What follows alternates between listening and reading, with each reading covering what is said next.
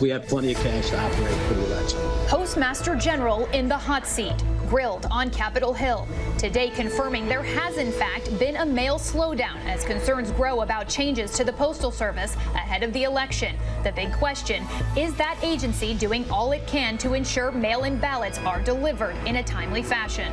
The ABC News exclusive, less than 24 hours after Joe Biden accepted the Democratic nomination for president, he and his running mate Kamala Harris sitting down for their first joint interview with David and Robin.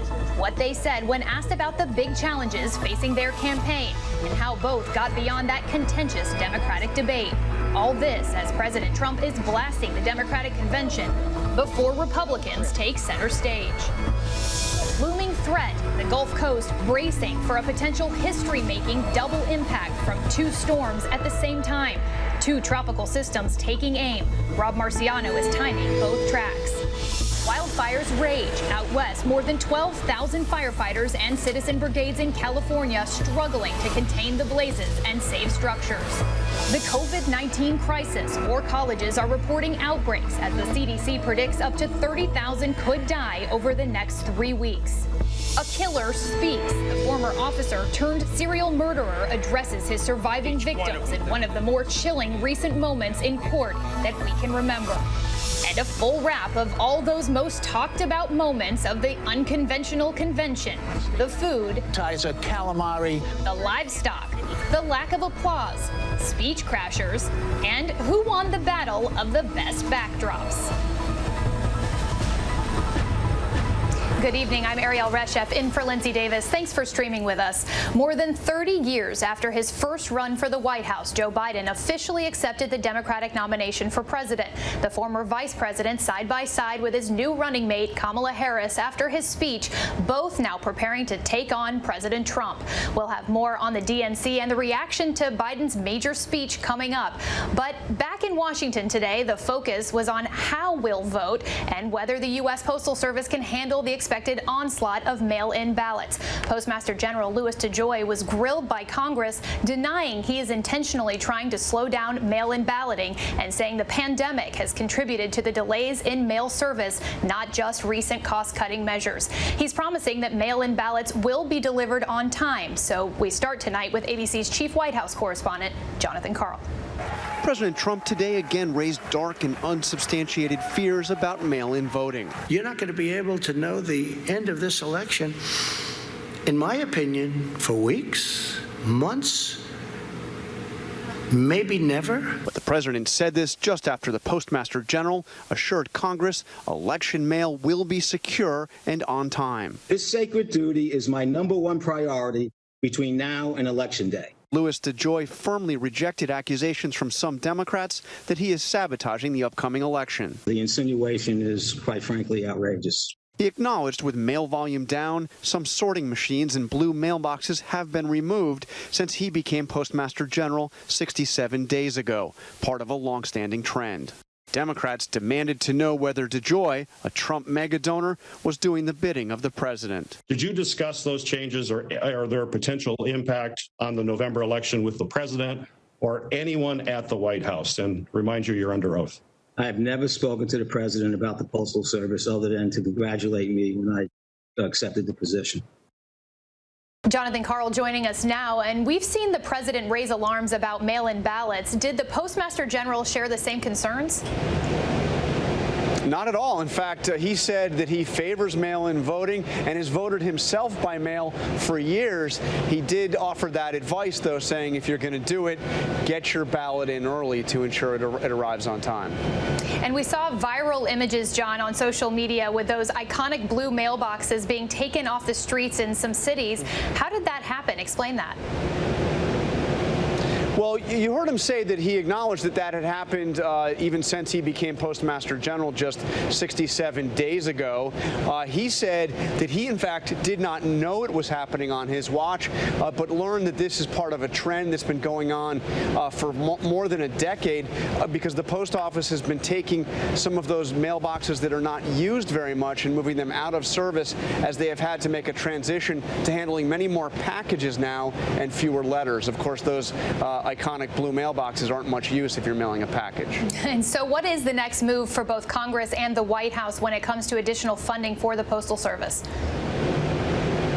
Nancy Pelosi has brought the House back. They expect to vote over the weekend on a $25 billion measure to shore up the post office's finances. But the White House today put out a statement saying that the president does not favor that, suggesting he would veto the bill if it were to pass. And in fact, there are no plans to vote on a standalone measure to fund the post office in the Senate.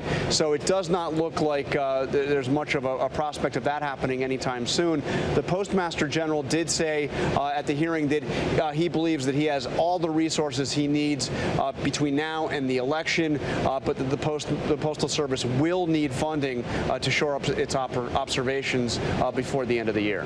Jonathan Karl monitoring it all from Washington. Thank you so much. And the U.S. Postal Service is now facing a lawsuit filed by the NAACP's Legal Defense Fund over the changes to mail delivery in recent months. Joining me now, NAACP President Derek Johnson. Derek, good evening to you. Thanks for being with us. Good evening. Thank you.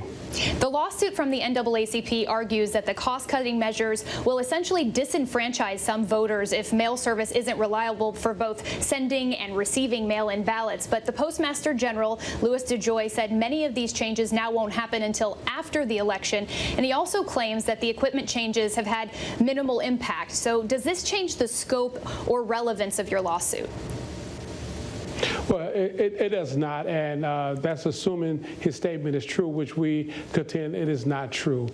We've already gotten news that individuals who have been waiting on their medication have not been delivered timely. We know the machines that was taken out of commission that are super sorters help tremendously with the processing of mail, and we also know that when there is an uptick in the amount of mail that's going through the system, if you're going to intentionally cut the overtime for postal workers, that's not humanly possible to get the mail out without delay. In his testimony before the Senate today, DeJoy denied that there was any political motivation for the changes to the postal operations. And he also said, quote, "The American people can feel comfortable that the Postal Service will deliver on this election." Should voters, in your opinion, still be concerned about putting their ballot in the mail, even if they do so early? Absolutely, particularly in those states where there's a strict cutoff date where the mail have to be received by a particular date. This administration have done all they can, are doing all they can to suppress and subvert democracy. That's unfortunate. We should not attack an American institution in an effort to control the outcome of the elections.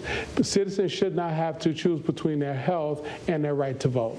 The NAACP announced this week the launch of a new campaign to increase black voter turnout by 5% compared to 2016, focusing on 6 key swing states. Can you tell us more about that initiative and how will it work? What impact do you think this could have on the election? Well, the 2016 election, we've seen for the first time in over 20 years a drop in black voter participation. It is our goal to increase voter participation. We're nonpartisan, but we want to make sure that we truly have a representative democracy and that African American voters participate in this upcoming elections. We will be working with local communities, identifying those low propensity voters to get them back to the polls. Black voter turnout fell, as you know, in 2016 compared to 2008 and 2012 when President Barack Obama was on the ballot. I think a lot of people are wondering, how much does having Kamala Harris on the ticket make a difference? And are you seeing more engagement on voting in the aftermath of this summer's racial justice protests? Well, ever since the announcement of Senator Harris to the ticket, we've seen an uptick in energy and enthusiasm. And I believe it's going to carry over to the elections. But I'm also seeing in the South Asian community, people would like to see themselves represented in this electoral process. And what we are seeing now is many African-American women, many South Asians excited about the possibilities. Our thanks to you, Derek Johnson, president of the NAACP. We appreciate your time. Thank you for the opportunity. Now to an ABC News exclusive. David Muir and Robin Roberts sitting down for the first joint interview with the new Democratic ticket, Joe Biden and Kamala Harris, just one day after Biden's acceptance speech where he promised to heal a divided nation and attack this pandemic head on. If you're sworn in come January and we have coronavirus and the flu combining, which many scientists have said is a real possibility, would you be prepared to shut this country down again? I would be prepared to do whatever it takes to save lives, because we cannot get the country moving until we control the virus. That is the fundamental flaw of this administration's thinking to begin with. In order to keep the country running and moving and the economy growing and people employed, you have to fix the virus. You have to deal with the virus. So if the scientists say shut it down? I would shut it down. I would listen to the scientists. And David also asked Senator Harris about the president's jabs directed at her. President Trump has referred to you as nasty, a sort of madwoman, a disaster, the meanest, most horrible, most disrespectful of anybody in the U.S. Senate. How do you define what you hear from the president?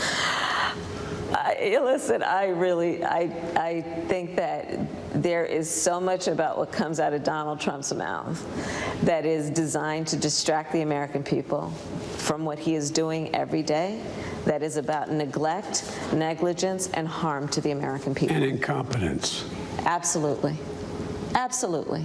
The idea that he would say something like that, no president has ever said anything like that.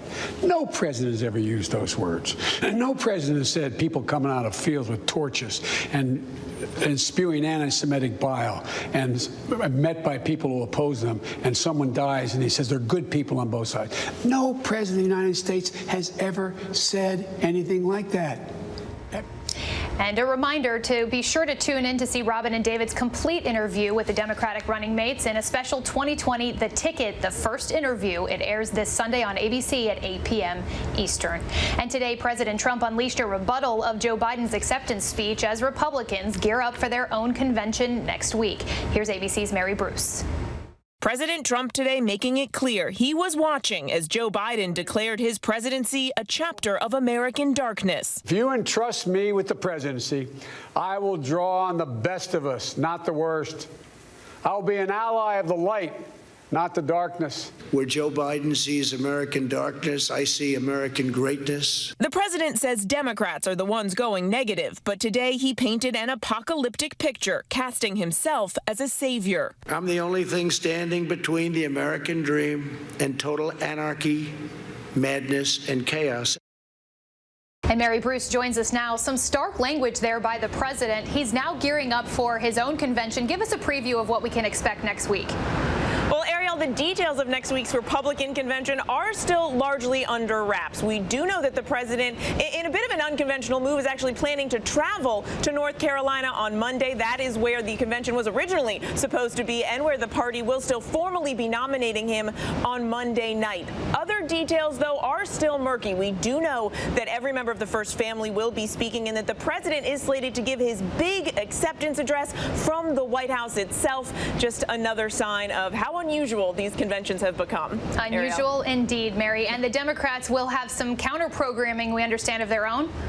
Yeah, this is another unusual thing. Normally, it's been the tradition that the candidate or the nominee who isn't in the spotlight, that we kind of lays low. Donald Trump certainly did not follow that old adage. This week, he made sure to be a part of the conversation, actually live tweeting throughout much of the Democratic convention. That means we can be sure that Democrats also have a plan standing by to make sure their voice is heard next week. They are going to make sure to continue to draw stark contrasts with the message coming out from the president and his team.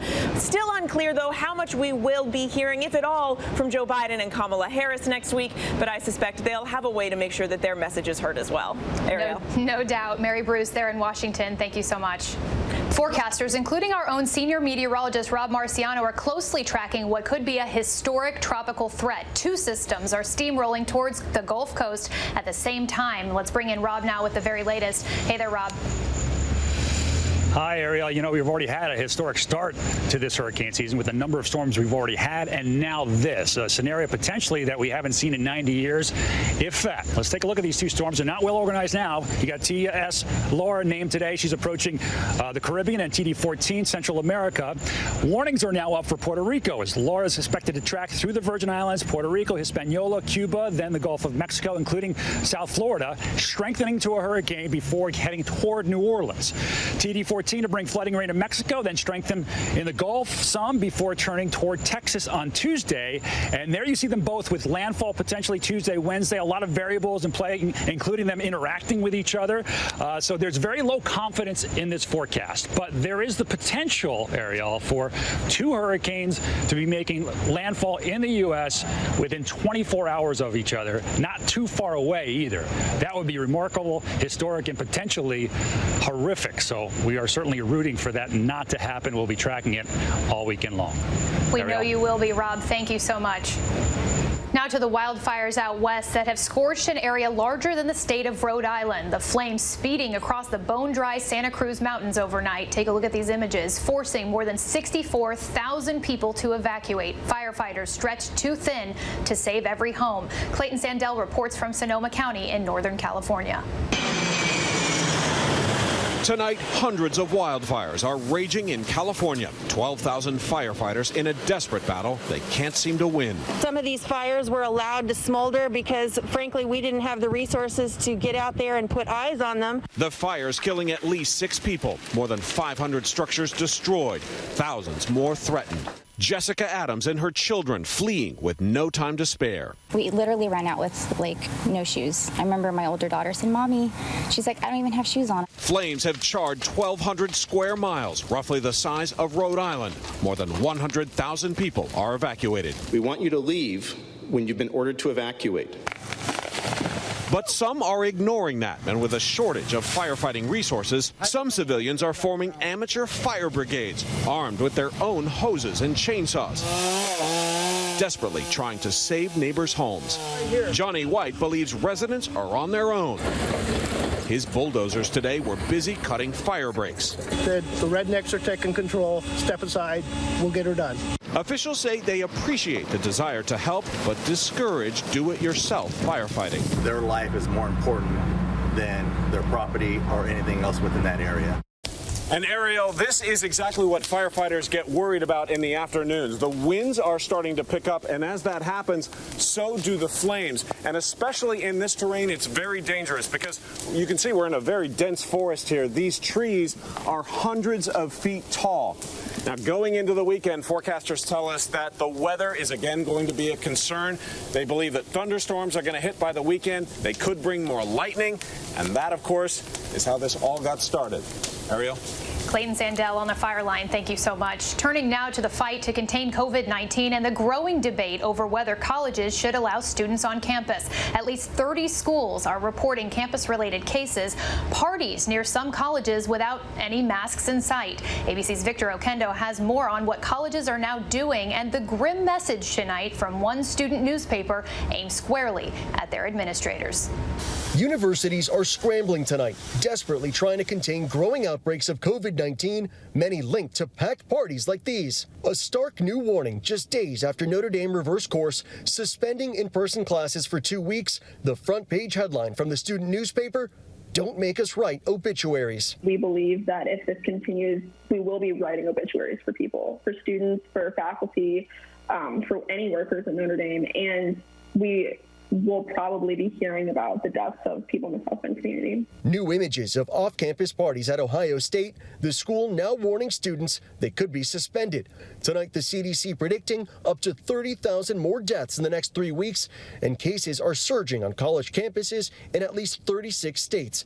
The CDC director saying the way for schools to safely reopen is by controlling community spread. Schools are not islands in of themselves. They are connected to the communities that surround them. The president saying schools must reopen, insisting only a small percentage of children get very sick. We did the right thing. We've done it right, and we have to open our schools. But a new outbreak forcing this Mississippi elementary school to shut down 1 week into the new year, and teachers in Florida suing to stop in-person classes. Their attorney summing up their case today. Pouring these kids into them is throwing and packing our most precious human value, our children, packing them into a disease factory. Florida International University will reopen Monday with smaller class sizes and safety measures throughout campus. We've learned some sad news. A 6-year-old girl from the Tampa area has died from the virus. That makes her the youngest victim in the state. Ariel? Our thanks to Victor Oquendo. Joining us now with insight about the state of COVID testing in the U.S. and what you need to know, ABC News contributor Dr. John Brownstein. Doctor, thanks so much for spending this Friday with us. Of course, good to be here. There are several different kinds of COVID tests, as you know. Break them down for us. What are the differences and what is considered the most effective? Yeah, it's such a confusing landscape out there. I'm not surprising that most people are really just, they're being battered with all sorts of different information about different tests. Now, there's two sort of different classes of tests. One are the antibody tests, which tell you whether you've maybe had a prior infection to COVID, and then the diagnostic tests. And those can come into two flavors. One is the PCR molecular test, which is looking for DNA, RNA, and the other test, which is the antigen test. And those are the faster tests. They're looking for protein, but are not as accurate as the PCR tests. And so the gold standard that we're looking for right now are those PCR tests, even though those are in short supply and taking long periods of time to return results. And that's really the big concern that we have right now. And the FDA just approved a new saliva test that will hopefully be available at a pharmacy for self-testing eventually. This sounds promising, but there are caveats, right? Yeah, absolutely. So of course, we're so excited about this new saliva test, but this is not a test that you can just do on your own and get a quick, rapid response. This is still a test that needs to be sent to a lab. What's exciting about it is, A, it uses saliva, so it's less invasive than using the nasal swab. And then also, number two, it skips some important steps in terms of extraction of RNA. So we're very excited because it can help sort of make it faster to return a result, but you still need that lab in order to get to the actual result of your test. You talked about the invasiveness of that nasal swab. Why is it still the preferred method? Yeah, the nasal swab is still sort of the gold standard, and this is because that's where the virus is living. And if you really want to ensure an accurate test and make sure that you can identify active infection, you need to go deep down in there and identify the virus. Now, that being said, these new saliva tests that are starting to hit the market are showing a similar accuracy, and so we're very sort of hopeful that we'll be able to start using these new tests that are less invasive and can be deployed to many people, and especially when we think about kids and the concerns we have about kids and getting, rapid testing, this is a very exciting point for us. And speaking of those rapid tests, under what circumstances should you take one of those versus that more invasive PCR test? Now, we have this trade-off with different tests, right? The rapid test can return results quickly and give you information. The PCR tests are more accurate and are not going to generate false negatives. And that's a real concern because a false negative might give you false information about you being infectious and thereby helping spread the virus. But the rapid test can be incredibly effective if you're symptomatic, if you're in a contact tracing, or if you're doing serial testing. For instance, you're a worker at a nursing home and you need rapid testing and you're doing it frequently, that's when a rapid test can be incredibly valuable. Doctor, as you alluded to, the lag times on test results have been a really big issue across the country. Right now, it can take up to 10 days or even more in some places to get those results. Does this delay mean that you might want to consider a rapid test? It might be more practical? Yeah, so exactly. So you have this trade-off in accuracy and timeliness. If timeliness is getting you about 10 days for results, it's basically useless because now you're out beyond the point of when you could have done something like isolate yourself and really mitigated sort of the impact of you spreading the virus to others. So a 10-day delay is probably just completely useless. At that point, a rapid test that's not as accurate is still better than nothing, really. For those of us who are sending kids back to school, should we be getting our kids tested even if the school doesn't require it? And which test do you recommend for kids? Yeah, so clearly many schools are thinking about testing. Many parents are now thinking about what do you do as you re-enter. Now, getting some baseline testing prior to entry is of course a good idea if it's available and you can do it. Right now, the PCR test, which is the gold standard and the most accurate, is actually the best test for kids. There are ongoing studies now looking at the value of rapid tests in the pediatric population, but right now there's not a ton of results, especially since kids experience the virus in very different ways and they don't have the same levels levels of symptoms. So right now, the gold standard PCR test is absolutely the way to go. If you haven't seen any symptoms, you're asymptomatic for COVID-19, is it worth getting tested, and how frequently would you recommend doing so? And what about antibody testing? Should you go ahead and get an antibody test? Yeah, these are questions that everyone is asking, should you be getting tested? Now, we know that testing is in short supply. Not everyone should be getting a test. Everybody should be wearing a mask, and everybody should be doing their part to slow the spread of this virus. Testing really has to be done in cases where you're an essential worker, you're a healthcare provider, students going back to school, where there's serial testing that's needed, or of course, if you're traveling or if you're about to get a procedure.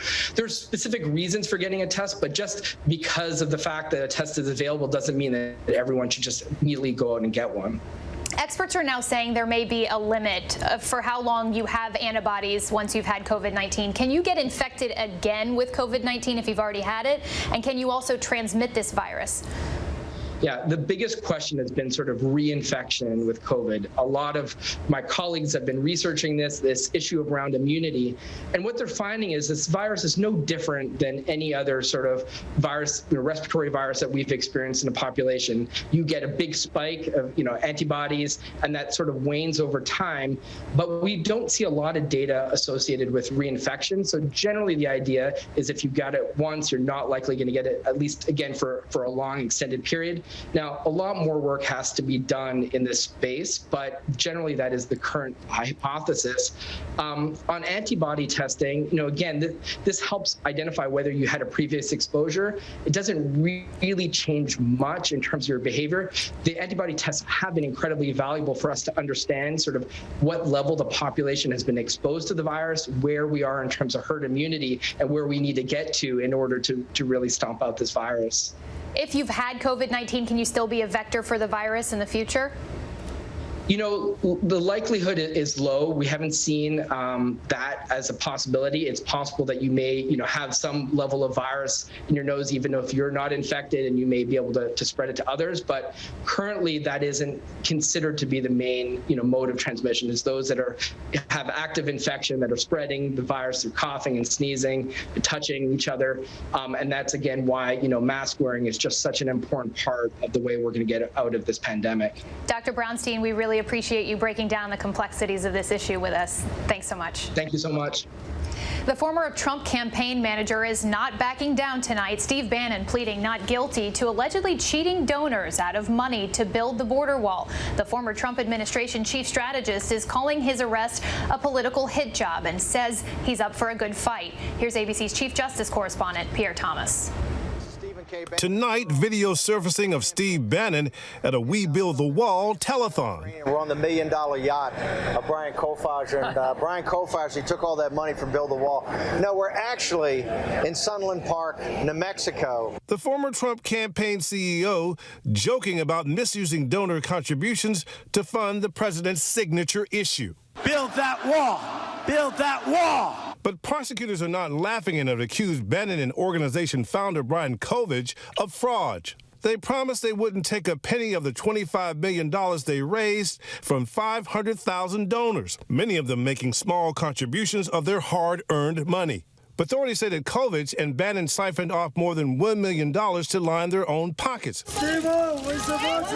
Bannon, who pleaded not guilty and posted a $5 million bail after being indicted, vowing today to fight the charges. I am not going to back down. This is a political hit job. Everybody knows I love a fight. Prosecutors have opened a hotline for defrauded donors so they can potentially get some of their money back. Ariel? Our thanks to Pierre Thomas there. Tonight, a former Army Green Beret stands accused of spying for Russia. Federal prosecutors today charge Peter Debbins with espionage activity dating as far back as 1996. Prosecutors say Debbins met with Russian intelligence and in 1997 was even assigned a code name by Russian intelligence agents after signing a statement that he wanted to serve Russia. The FBI called the allegations a shocking betrayal. If convicted, Debbins could face life in prison. When we come back, the family thrown off a flight because their 2-year-old refused to wear a mask, what the airline is saying tonight. And the search underway after a harrowing refinery explosion in Texas. Plus, new concerns after another soldier disappears in Fort Hood. Stay with us.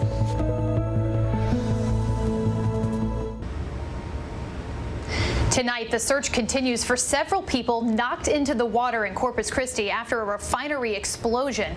Firefighters say it began with a fire on a barge that quickly spread from a pipeline to a grain elevator. At least 4 people were injured. Now to the battle over a mask that got a family and their 2-year-old kicked off a flight. JetBlue removed a New York mother and her 6 children from the plane after the toddler refused to wear a face covering. Gio Benitez has more. What you're doing is irrational. Cameras rolling Wednesday as a mom is being told to get off a JetBlue flight from Orlando to Newark because her 2-year-old daughter would not wear a mask. She's 2 years old. She's 2 years old. It's on your website. I was so taken aback. I said, what did I do? Why?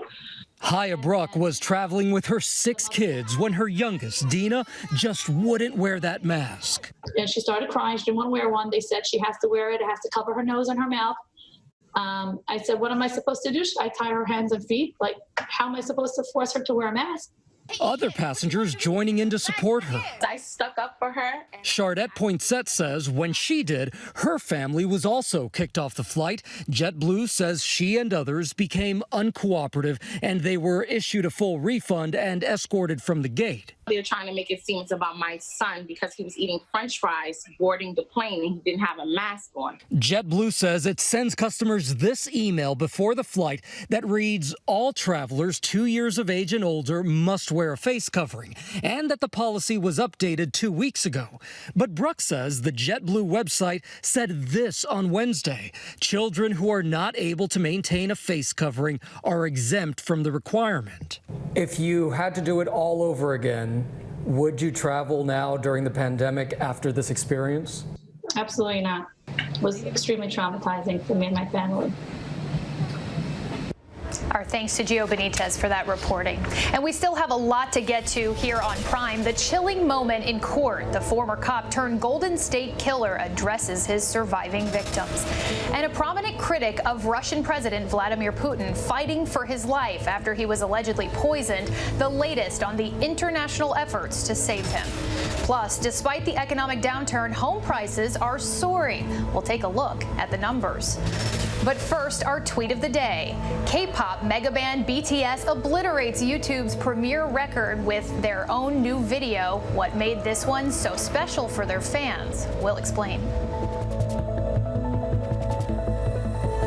We turn now to the U.S. housing market, which, despite the economic downturn, is actually booming. Some realtors even adopting a new adage during the pandemic, home, safe home. With so many now working and spending more time at home and interest rates low, many Americans are in the market to buy. We take a closer look by the numbers. Existing home sales jumped a record-setting 24.7% from June to July, according to the National Association of Realtors. And sales are up 8.7% since this time last year before the pandemic. Houses are also getting more expensive. The median existing home price is now $304,100. That's up 8.5% from this month last year, when the median home price was $280,400. And another sign that it's a seller's market, the supply of existing homes for sale fell 21% from last year. 1.5 million homes were on the market in the U.S. at the end of July. Contrast that with the last major economic downturn, the Great Recession, when home sales had plunged up to 31% at the end of 2007 from where they had been the year before.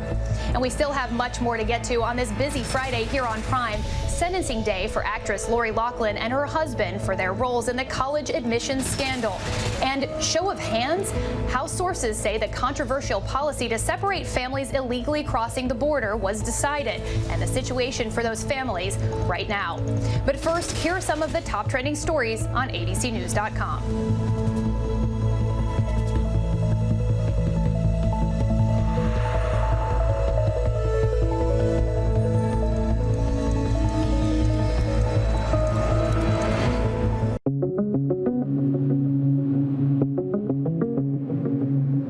Postal Service at a Senate hearing today denied allegations he's trying to deliberately slow mail delivery during an election year when mail-in voting is expanding due to the pandemic. Do you have a detailed plan about how you're going to ensure the kind of delivery that Americans count on for voting by mail? Do you have a more detailed plan than what's in your letter, yes or no? There are detailed processes that we are going through. And there are going to be expanded plans to that.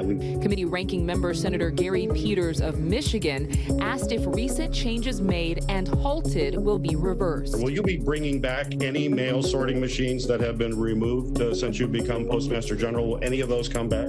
There's no intention to do that. They're not needed, sir. The Postmaster General promised the Postal Service is capable and committed to delivering the nation's election mail securely and on time. Joe Biden, in a state he's represented for more than 30 years, standing on an empty stage, officially accepting his party's nomination for president. Our current president has failed in his most basic duty to the nation. He's failed to protect us. He's failed to protect America. And my fellow Americans, that is unforgivable. Taking President Trump to task over the coronavirus pandemic, promising to implement a national mask mandate on day one if elected, and then playing the role of unifier-in-chief, calling on Americans to work to end racial inequality, declaring he's a leader who can guide the country into the light. I'm the only thing standing between the American dream and total anarchy, madness, and chaos, and that's what it is. I'm representing you. I'm just here. Russian doctors now giving permission for Russian opposition leader Alexei Navalny to be flown to Berlin for treatment there. That, according to representatives at the hospital in Omsk, where he is in a coma. The 44-year-old is Russia's highest profile opposition figure and a vocal critic at the Kremlin and Vladimir Putin. He became ill on a flight to Moscow. This leaked CCTV video from the airport shows him before he boarded the plane. His spokesperson saying he was poisoned, possibly in a cup of tea that he drank there. Another soldier from Fort Hood is missing, the latest in a string of disappearances at the Texas military base. Sergeant Elder Fernandez last seen Monday when his staff sergeant dropped him off at home. A judge has sentenced actress Lori Loughlin to 2 months in prison for her role in the college admissions cheating scandal. Her husband, fashion designer Massimo Giannulli, sentenced to 5 months. The couple paid $500,000 to get their girls into USC as fake crew recruits. Prosecutors portraying Giannulli as more active in the scheme.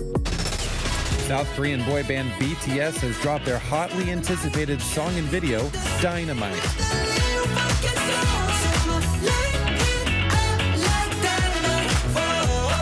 It's the K-pop sensation's first ever single completely in English. The band has been working on a new album during quarantine and said they chose to release this single in hopes of lifting the spirits of their fans at a time when everyone is suffering. The group will be debuting the song August 30th at the VMAs. Welcome back. Now to the chilling moments in the sentencing of the Golden State Killer in California. Former police officer Joseph DeAngelo Jr. sentenced to life without parole, confessing to 13 murders and more than 50 rapes in the 1970s and 80s. After days of hearing from survivors, the convicted killer rose from his wheelchair and addressed them. Our chief national correspondent Matt Gutman reports. For decades, the man you see prowling his jail cell let murder and rape speak for him. I've listened to all your statements. But tonight, the Golden State Killer muttering this apology to his victims. And I'm truly sorry. Moments later, Joe DeAngelo was sentenced to life without parole. Cold comfort to Chris Pedretti, raped when she was 15. He stole my youth, my innocence. Who could I have grown up to be? I guess I'll never know. He was one of the most sadistic serial killers in history, even taunting victims with phone calls. He was captured living in plain sight in 2018. In his sentencing, DeAngelo played the invalid, but in that jail cell video, he's stretching, climbing on a desk. The killer still trying to control the narrative. And Matt Gutman joins us now. Matt, DeAngelo terrorized California for so many decades, and I understand today was actually the first time we've heard him say more than yes or no. Yeah, we've heard him mutter in court, saying yes or no to your honor. The judge had asked him point-blank questions, and he always answered them monosyllabically. But this is the first time that you actually heard him speak. Now, what was interesting about it, he still kept up this act that he's an invalid, rising laboriously from his wheelchair in order to give this sort of muttering, mealy-mouthed apology to his victims, when the prosecution actually aired in court video from inside his jail cell, which showed him very spry, climbing up on his desk very easily to cover the lights that were too bright in his jail cell. They showed him stretching and walking around. Clearly, it seems that DeAngelo is still trying to control the narrative over his victims, refusing even to give them any satisfaction of a real apology, an explanation for his motive, or anything else that would make them feel even a modicum better. Ariel. And it was a haunting scene there in court. Matt, was the death penalty an option here? It was an option, and it likely would have been held up in court until DeAngelo died. It also would have required a full trial, and I think that the prosecution in 11 counties that were involved in this really just didn't want to drag all of the victims through that. Everybody agreed, including the defense, it was probably not the right idea. So in order to avoid the death penalty, DeAngelo pleaded guilty. Of course, that means he will die in prison. There's no way he won't do that, and he will take to the grave with him the two biggest questions that all of us have remaining. What motivated this rape and murder spree in the 70s and 80s, and why he abruptly seemed to have stopped it after 1986? There's some speculation that it was because his daughter was born, but nobody really knows, and it's extremely doubtful, Ariel, that DeAngelo is ever going to give anybody the satisfaction of explaining why he did what he did. Matt, you've been following this case from the very beginning. Thank you so much. We turn now to a former Trump administration immigration policy that's getting renewed attention as we head into the election. The zero tolerance policy announced in April of 2018 and reversed in June of that year. It resulted in the separation of thousands of migrant families at the border. To discuss the impacts of this policy and where the issue stands now, we're joined by Lee Galern from the ACLU's Immigrant Rights Project. Thanks so much, Lee, for being here. Lee, you represented migrant families who were separated and helped with the reunification process. The zero tolerance policy has ended, but walk us through how many children were separated from their parents, and now has everyone been reunited? Yeah, so the answer is that approximately 5,500 families have been separated, way more than I think the public realizes. It is also not ended. It's still going on in certain ways, and all the families have not been reunited. In fact, we have not even found all the families. To your knowledge, have any children become orphans because of Trump's family separation policy? There are still children who are separated. There may be children who are with foster families. There are certainly children who are with distant relatives. By orphaned, if you mean that they are not with their parents, yes, there are children who are not with their parents now. The administration says that when migrant families are separated today, it's for good reason, like if there's evidence that the parents have committed a crime. How does this work? At the time of the lawsuit in the summer of 2018, the government informed the court that there were approximately 2,800 children who had been separated. It later turned out, and only because there was an internal report by HHS, that there were many, many more children who had been separated. The government never told us about those children, the court, Congress, or the public. That was an additional 1,556 children who were separated, 200 of whom were under 5 years old. Because we didn't learn the names of these children until very late in the process, and because these children were actually the first ones separated, the contact information the government finally gave to us is largely stale. So we and our partners have had to go on the ground to find these children, mostly in Central America, to find the families. We were making some progress finding the families, but then COVID hit, And so that has largely had to stop looking for the families on the ground. So there are hundreds and hundreds of families who we still haven't found. The other really horrendous part of this is that many parents, hundreds and hundreds of parents, were removed without their children. And so we had to search for the parents, ask them, do you want to bring your child back to Central America?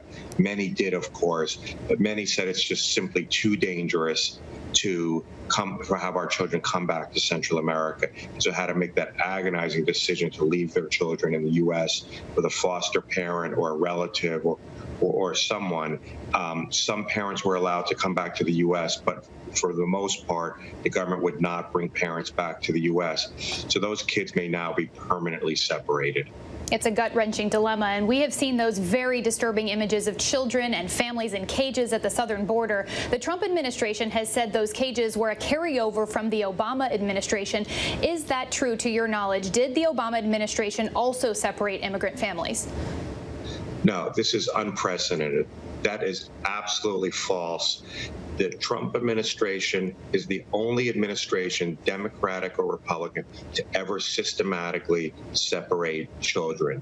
I mean, there's just simply no comparison to what the Trump administration is doing with any other administration. Every administration, Democrat or Republican, separated a few children here or there where there was a genuine reason to believe the child was in danger. But we're talking here with the Trump administration of approximately 5,500 kids ripped away from their parents. There's just gratuitous brutality to these children. You know, I mean, it's nothing, as the medical community has said, it's nothing less than really child abuse. These kids are going to be permanently scarred. And finally, NBC News initially reported, and ABC News has now confirmed through two sources that almost a dozen of President Trump's senior advisors, including a number of cabinet officials, attended a meeting in the White House in May of 2018 where they allegedly held a show of hands vote on whether to move forward with the separating migrant families policy. The White House has denied that this ever happened. What do you make of this reporting? If that's true, and I have no reason to doubt it, you know, it's shocking. I have been litigating this family separation issue since 2018. And each time there's something like this that comes out, I'm shocked. And at some point, I think I have to just say, there's probably no end to what happened with this policy. You know, I mean, it's as bad as it can get. It's the worst thing I have seen in my close to 30 years doing the civil rights work at the ACLU. The cavalier way in which they just rip children away, kids screaming and crying, don't take me away from my mother, don't take me away from my father, and them just ripping the children away and then saying other administrations have done it. No other administration has done it. And I think that's why you saw Laura Bush come out in the summer of 2018 and write that op-ed in the Washington Post telling people, look, we can have reasonable disagreements about immigration, but there has to be a line we draw, and ripping kids from their families has to be across that line. And she made clear that her administration, no other administration, has done this. Thank you so much, Lee, for your time. We really appreciate it. Thank you for having me. And when we come back, our look at some of the more unusual moments from the first virtual convention.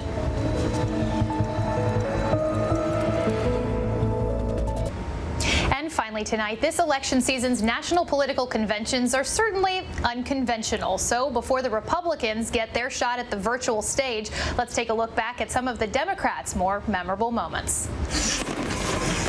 It's not exactly the balloon drop over a crowded arena of years past.